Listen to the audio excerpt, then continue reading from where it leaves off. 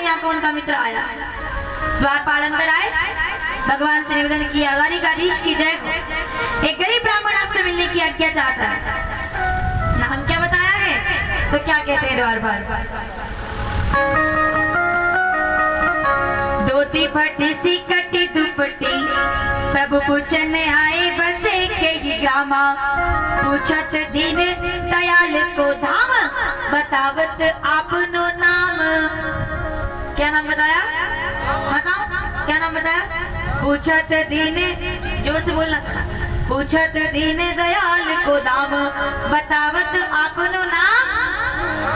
उसने अपना नाम सुदामा बताया है प्रभु। इतना सुना, भगवान ने आसन छोड़ दिया।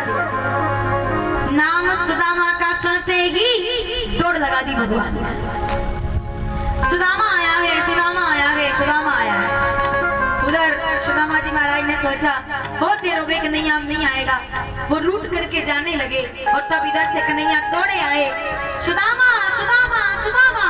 उधर से सुदामा जी ने दौड़ लगाई, पूरा गांव इकट्ठा हो गया, पूरी द्वारिका इकट्ठी हो गई। इधर से कन्हैया दौड़े, उधर से सुदामा दौड़े। मेरे कन्हैया ने सुदामा को दौड़ करके गले से लगा लिया। बोलिए द्वारिकाधीश की। पूरे नगर के सामने दोनों गले मिलकर के रोने लगे। लोगों ने कान पकड़ लिए, अरे हम तो सोच रहे थे कन्हैया देखेगा भी नहीं इनकी तरफ। जब दोनों की आंखों में आंसू आए, बरसों के बिछड़े, शब्द पर ध्यान रहे आपका, बरसों के बिछड़े दो मीत आज सन्मुख है, नयनों में दर्शनों की याचना पवित्र है। मिलने की ललक भी है, मिलने में झिझक भी है, बालपन के साथियों की दशा कुछ विचित्र है। दोनों के नैनों में आंसुओं के मोती है, मोतियों में बालपन की मित्रता का चित्र है। छोटा बड़ा भेदभाव राजा रंग कोई नहीं, प्रेम की धरा पे मित्र केवल एक मित्र है। भगवान ने गले लगाए। द्वारिकाधीश की अंदर लेकर के आए। रानियों ने आरती उतारी, अपने आसन पर बिठाया, भगवान चरणों में आकर बैठ गए। सभी रानियां देख रही है ये कौन है जिनके चरणों में भगवान बैठे हुए हैं। तब मेरे भगवान को सुदामा जी की दशा देख करके उनकी आंखों में आंसू आए। घाव साफ किए पैरों के, चरण धुलाए गए और क्या हुआ? देखे सुदामा की दीन दशा, करुणा करके करुणा निधि रोए। पानी परा, किसे कहते हैं प्रेम, किसे कहते हैं दोस्ती, किसे कहते हैं मित्रता। लोग कहते हैं मित्रता का क्या मतलब होता है? कन्हैया कहते हैं जहाँ मतलब नहीं होता केवल वही मित्रता होती है, बाकी तो सब रिश्ते मतलब वाले। मित्रता में मतलब नहीं होना चाहिए। देखी सुदामा की दीन दशा, करुणा करके करुणा निधि रोए। पानी पर हाथ को हाथ छुयो नहीं, नैनन के जल से पग धोए। और भगवान ने अपने आंखों के, अगर हवा आए ये पाइप पकड़ के रखिएगा। बोलिए बजरंगबली महाराज की। माताओं ये हल्का सा अगर उठे तो, क्योंकि आज तो कथा पूरी होने वाली है, तो हनुमान जी से प्रार्थना करेंगे हम कि वो शांति से आकर के विराजमान हो आज। और कल भले ही पूरा खेत पड़ा है, कोई दिक्कत नहीं है, खूब भले ही कोई समस्या नहीं है, लेकिन एक बार जयकार करेंगे। हमारे हनुमान जी महाराज ने बहुत कृपा की हम पर 7 दिनों में। बोलिए बजरंगबली महाराज की। वो तो कन्हैया जी चरण धो रहे हैं ना, तो हनुमान जी महाराज ने कहा अपन भी थोड़ा सा पैरों को छूते हुए निकल जाओ। वो वाला मामला है। चरणों को छुआ, चरण धोए, सुंदर भोजन कराया, पीताम्बर पहनाया, स्नान कराया और सुदामा जी से पूछा, अरे सुदामा ये तो बताओ मेरे लिए क्या लाए हो? सुदामा जी ने सोचा इतना बड़ा इसका महल, इतने नौकर चाकर काम कर रहे हैं, सोने के अलावा दूसरी कोई चीज नहीं है, सब सोने से बना हुआ है। अगर वहाँ 2 मुट्ठी चावल 4 मुट्ठी चावल दूंगा तो बची हुई इज्जत भी चली जाएगी। सुदामा जी ने कहा ये 4 मुट्ठी चावल के साथ इज्जत बचा के ले चलो, बस बस साफ मना कर दिया, हम कुछ नहीं लाए।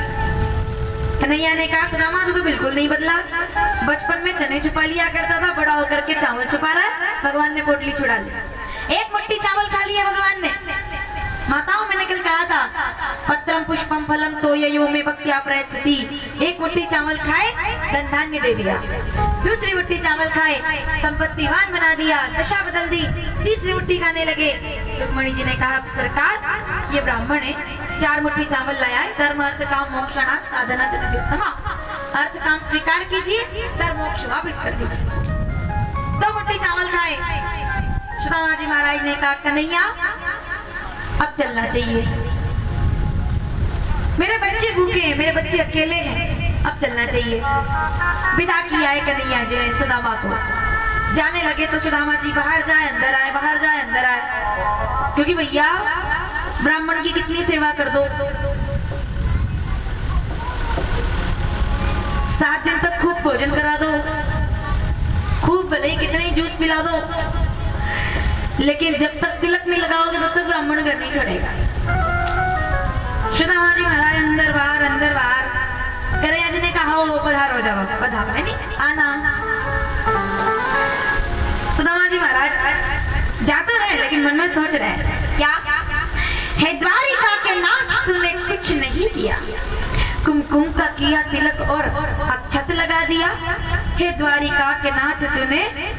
सुदामा जी सोच, उनको तो नहीं मालूम कि इतनी कृपा कर दी भगवान ने, और यही तो सबसे बड़ी दिक्कत है, भगवान कितना भी हमको दे दे तो भी हमको कभी ये पता नहीं चलता कि भगवान ने हमको कितना दे दिया है। इंसान मांगता ही रहता है, मांगता ही रहता है, मांगते मांगते ही चला जाता है, पर मांगना नहीं छोड़ता है। हे द्वारिका के नाथ तूने कुछ नहीं दिया, कुमकुम का किया तिलक और अक्षत लगा दिया, आया था इसलिए कि कहीं ठोर नहीं था। और अगली लाइन माताओं सब मिलकर के मेरे साथ पूरी करेंगे। आया था इसलिए कि कहीं ठोर नहीं था, तेरे सिवाय मेरा कोई और नहीं था, बैठा है खजाने पे झेला नहीं दिया, हे द्वारिका के नाथ तूने कुछ नहीं दिया। ब्राह्मण था मैं गरीब, कृष्ण कुछ तो सोचता, आंसू से धोए चरण तो आंसू तो पोंछता, और 4 मुट्ठी चावल क्या ब्याज में लिया, हे द्वारिका के नाथ तूने कुछ नहीं दिया। सुदामा जी जब गांव में आए, झोपड़ी की जगह महल बना हुआ है, सब नौकर चाकर काम कर रहे हैं, सुशीला आरती की थाली लेकर तैयार खड़ी है। सुदामा जी ने पूछा सुशीला ये सब क्या है, ये किसकी कृपा है? सुशीला कहती है ये सब सावरिया सरकार की कृपा है, सेठों में सावरा सेठ, बाकी सब डुप्लीकेट, सावरिया सेठ से बड़ा और दूसरा कोई सेठ नहीं है। नाचने लगे लोग, दरबार सजा है कन्हैया का।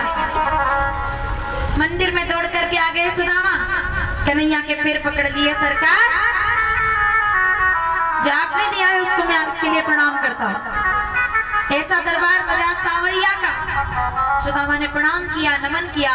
सुखदेव जी कहते हैं राजन देखो सुदामा पर कृपा कन्हैया की, अद्भुत कृपा कन्हैया की, लोग नाच रहे हैं, जय जयकार कर रहे हैं। सुदामा जी का ये प्रसंग भागवत के सबसे अंत में आता है, क्योंकि ये कथा धैर्य की कथा है, विश्वास की कथा है, भरोसे की कथा है। मैंने तुम्हें ये प्रसंग सुनाया है, कन्हैया जी ने सुदामा पर कृपा की, भक्तों पर कृपा की, दुष्टों का संहार किया, समय आने पर अपने लोक को गमन से पहले द्वारिका को समुद्र में विश्रांत किया और अपने लोक को गमन किया। मैंने तुम्हें ये कथा सुनाई है, अब तुम गंगा में डुबकी लगाओ और मुझे यहाँ से विदा करो, क्योंकि जब तक मैं यहाँ रहूंगा तब तक तक्षक नहीं आ पाएगा। राजा परीक्षित ने भागवत को प्रणाम किया, सुखदेव जी को प्रणाम किया, गंगा में डुबकी लगाई और गुरु दक्षिणा देकर के सुखदेव बाबा को विदा कर दिया। बोलिए सुखदेव जी महाराज की, श्रीमद् भागवत महापुराण की। राजा परीक्षित ध्यान लगा करके बैठ गए। पूरी कथा 7 दिनों तक सुनी है।